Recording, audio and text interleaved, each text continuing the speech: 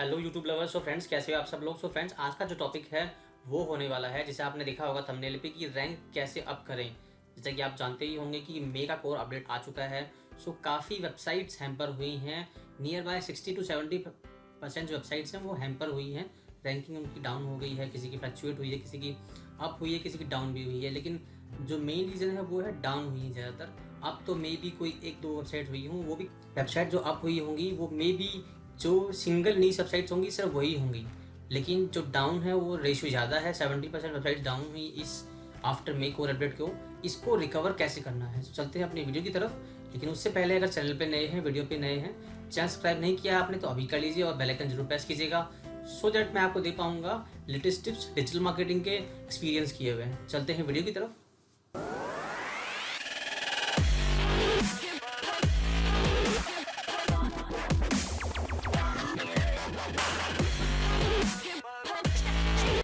So friends, आपको पता है मैंने, जैसे कि अगर आप लोग ये सोचते हैं कि आपकी वेबसाइट डाउन हुई है, आपको ये चीज़ रियलाइज़ हो रही है आपकी वेबसाइट डाउन है, सबसे पहले तो आप मुझे ये बताइएगा, कमेंट्स में ज़रूर मुझे कमेंट में बताइएगा कि वेबसाइट्स डाउन हुई हैं आपकी, ठीक है। अगर गूगल की कोई भी अपडेट आती है वो किस बेस पे आती है? गूगल कोई भी बिजनेस करता है किसी बिजनेस ओनर्स के लिए? नहीं। गूगल जो काम करता है वो करता है यूज़र बेस के लिए। सो हर कोई अपडेट सिर्फ और सिर्फ यूज़र बेस के लिए आई है, ठीक है। अगर आप पुरानी जो एल्गोरिथम्स हैं उनको पढ़ेंगे तो आपको समझ में आएगा गूगल की जितनी भी एल्गोरिथम्स हैं वो आती हैं यूज़र बेस के लिए, ना कि बिजनेस ओनर्स के लिए, ठीक है। तो इसको रैंक अप करने का जो बेनिफिट है ना, वो क्या है कि आपकी जो वेबसाइट है, मैं आपको कुछ बताने वाला हूँ टिप्स, ठीक है। जो आपको बताऊंगा मैं टिप्स, वो सारे फॉलो करना। आपकी वेबसाइट 101% आपकी वेबसाइट रैंक होगी और फटाफट उसमें बूस्टअप मिलेगा आपको। अगर एक भी टॉपिक आप उसमें मिस करेंगे, आपकी वेबसाइट जहाँ है वहीं रहेगी। कितने ही आप काम कर लो उसमें, चाहे आप कितने ही बैकलिंक बना लो, आपकी रैंक अप नहीं होगी।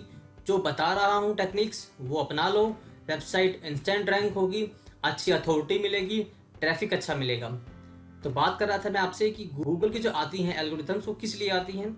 यूजर पर्सपेक्टिव से आती हैं सारी एल्गोरिथम्स, ठीक है। उसमें क्या होता है, आप देखिए, अगर जो अपडेट आया है ये वाला, अगर मैं इसकी बात करूं, जो मई में जो कोर अपडेट आया है, क्या आया है? कंटेंट बेस पे।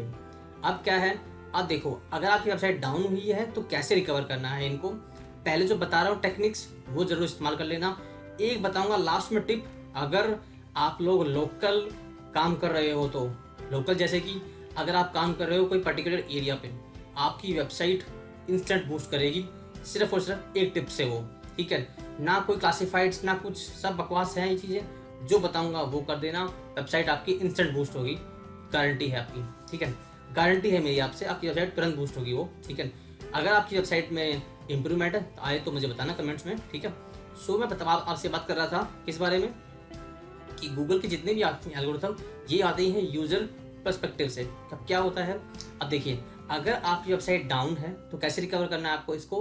देखो, जब आपको पता है कि गूगल की पर्सपेक्टिव क्या है, यूज़र, तो आप अपना जो वेबसाइट का जो बिजनेस है, आपकी जो वेबसाइट है, उसको रखिए यूज़र के हिसाब से, ना कि आपके माइंड के हिसाब से। आप सोचते हो कि वेबसाइट में इमेज ऐसी होनी चाहिए, ये ऐसी पसंद आए, खुद को मुझे ऐसी पसंद है, मुझे ऐसी पसंद है।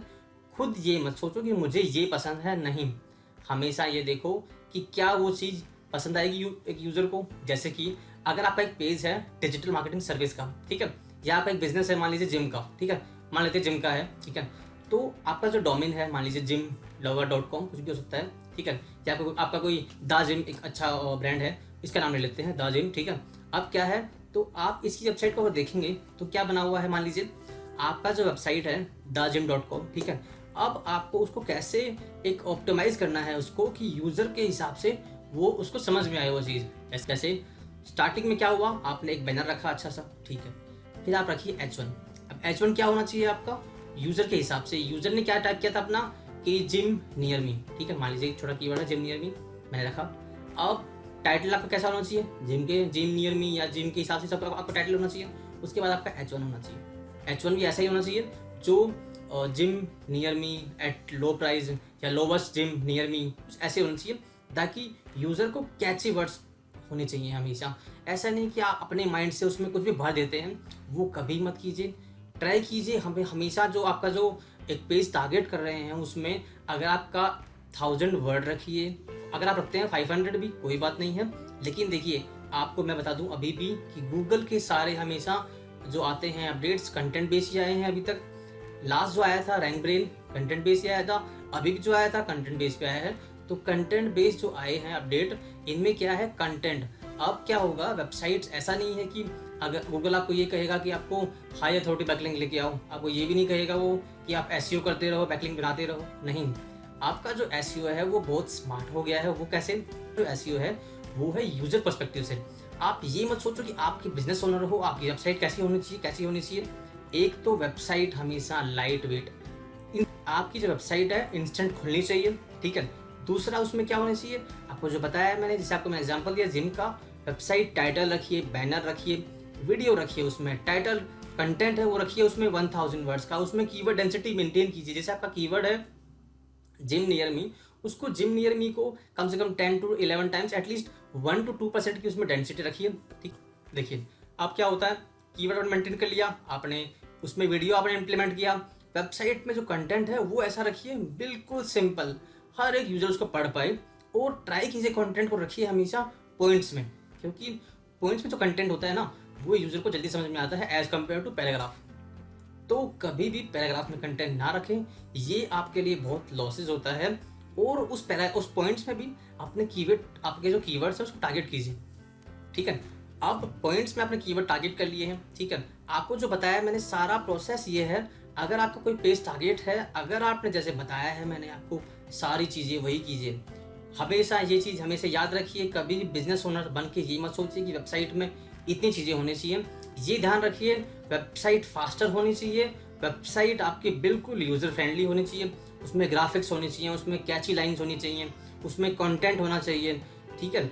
और ट्राई कीजिए वेबसाइट को जितना जल्दी हो सके, अगर आप उसमें बैकलिंक बना रहे हैं तो आप अच्छे बैकलिंक बनाएं। ऐसे नहीं है कि उसमें अगर कंप्यूटर के आपके 20,000 बैकलिंक है तो आप 20,000 लग जाओ, ऐसा नहीं है।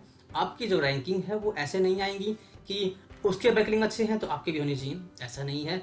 अगर आपके 10 बैकलिंक भी है ना, अगर आपकी वेबसाइट बिल्कुल ऑप्टिमाइज है, प्रॉपर सारे टैग्स बिल्कुल यूज़ किए हुए हैं आपने, सारा अपने मेटा अच्छा लग गया हुआ है, आपका जो ऑन पेज है वो अच्छा है, अगर आपका 70-80% आपका ऑन पेज अच्छा है ना, आपका बचता कितना है 20%। अगर आपने 10 बैकलिंक बनाए ना, आपकी रैंक तुरंत रैंक करेगी, गारंटी है मेरी। अगर आप लोग इस प्रोसेस को करते हो, आपकी वेबसाइट बहुत जल्दी रैंक होगी। और जो आपको बता रहा था मैं लिस्ट और लास्ट में जो टिप्स, कि अगर आपको अपनी वेबसाइट को लोकल एरिया में रैंक करवाना है फटाफट, सो एक आता है जियो टैग, उसको यूज़ कर लेना। जियो टैग क्या होता है, जियो टैग के बारे में पढ़ लेना, मैं आपको दे दूंगा लिंक डिस्क्रिप्शन में, ठीक है।